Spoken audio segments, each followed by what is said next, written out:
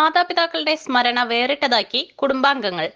ഇക്കഴിഞ്ഞ മാർച്ച് 31-ന് നിര്യാതയായ SNDP LP സ്കൂൾ നാട്ടിക സൗത്തിലെ പ്രധാന അധ്യാപികയായിരുന്ന ഭാരതി ടീച്ചറുടെയും ആഗസ്റ്റ് മാസത്തിൽ നിര്യാതനായ ഭർത്താവ് ഏറാട്ട് ഭാസ്കരന്റെയും സ്മരണയ്ക്കായി സ്കൂളിലേക്ക് ആംപ്ലിഫയറോട് കൂടിയ ഒരു പോർട്ടബിൾ മൈക്ക് സെറ്റും സ്കൂൾ കലവറയിലേക്ക് ആവശ്യമായ സ്റ്റീൽ പാത്രങ്ങളും PTA പ്രസിഡന്റ് വിനീതയുടെ അധ്യക്ഷതയിൽ ചേർന്ന യോഗത്തിൽ വെച്ച് മക്കളും കുടുംബാംഗങ്ങളും ചേർന്ന് സമർപ്പിച്ചു.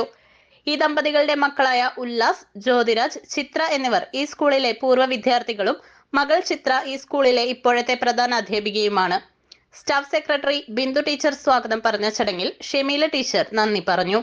അധ്യാപകർ MPTA president Vijisha, school welfare committee അംഗങ്ങളായ കരുണാകരൻ, ഷീല, സ്വരൂപ് മാസ്റ്റർ, മാനേജ്മെന്റ് പ്രതിനിധികളായ ER Prasannakumar, Asha, Anila, Sumana, Pradeep, PTA executive അംഗങ്ങൾ, രക്ഷിതാക്കൾ തുടങ്ങിയവർ ചടങ്ങിൽ സംബന്ധിച്ചു.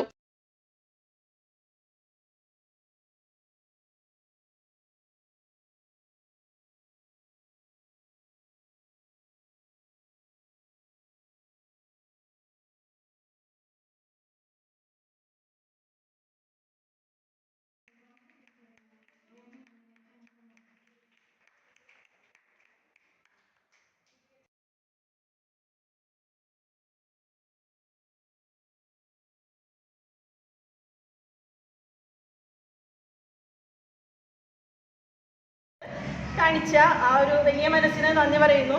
അതോടൊപ്പം തന്നെ ടീച്ചറുടെ അച്ഛനെയും അമ്മയെയും കുറിച്ച് പറയുകയാണെങ്കിൽ ടീച്ചർ അമ്മ ഇവിടുത്തെ പൂർവ്വ വിദ്യാർത്ഥി കൂടിയായിരുന്നു. അതുപോലെ തന്നെ പൂർവ്വ അധ്യാപിക, HM ആയിട്ടും ഏകദേശം 27 വർഷത്തോളം ഇവിടെ സേവനം അനുഷ്ഠിച്ചിട്ടുണ്ട് എന്നാണ് പറഞ്ഞത്.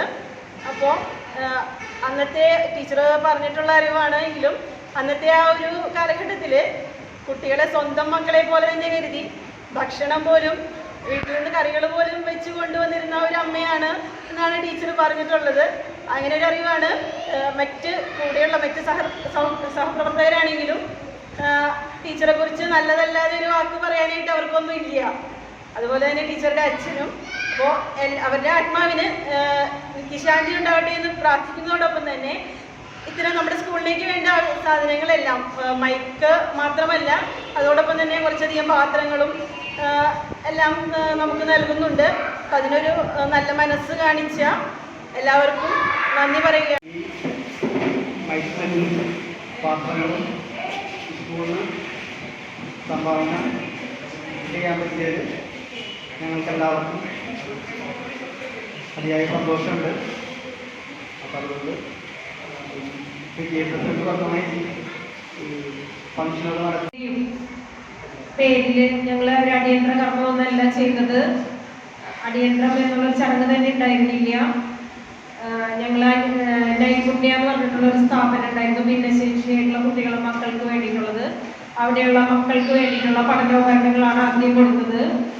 അതുപോലെ തന്നെ കുറച്ച് തലക്കുളം കുറ്റിച്ചൂർ ഭാഗത്തായിട്ട് കുറച്ച് വയ്യാത്ത മക്കളുണ്ടായിരുന്നു. ആ മക്കൾക്കുള്ള ഭക്ഷണമാണ് അന്ന് ഞങ്ങൾ അവിടെ പോയി കഴിച്ചത്. അവരോടൊപ്പം പോയി അവർക്ക് വിളമ്പി കൊടുത്തിട്ട് കഴിക്കുകയാണ് ചെയ്തത്.